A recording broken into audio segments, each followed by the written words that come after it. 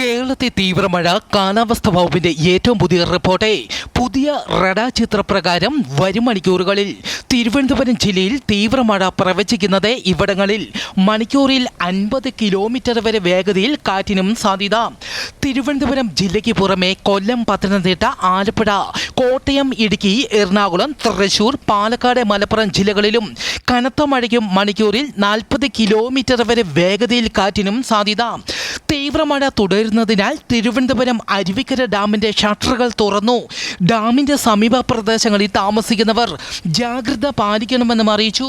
ഇന്ന് കനത്ത മഴയ്ക്ക് സാധ്യതയുള്ളതിനാൽ കോഴിക്കോട്, കണ്ണൂർ, കാസർഗോഡ് ജില്ലകളിൽ ഓറഞ്ച് അലർട്ടും പ്രഖ്യാപിച്ചു. ഫിലിപ്പൈൻസിൽ അതിശക്തമായ ഭൂകമ്പം 8.1 തീവ്രത. ജർമ്മൻ റിസർച്ച് സെന്റർ ഇത് 7.9 തീവ്രതയായും റിപ്പോർട്ട് ചെയ്തു.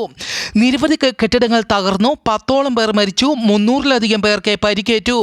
ഭൂകമ്പത്തെ തുടർന്ന് Philippines, Indonesia, Palau, Taiwan, Papua New Guinea എന്നീ രാജ്യങ്ങളിൽ അപകടകരമായ സുനാമി തിരമാലകൾക്ക് സാധ്യത.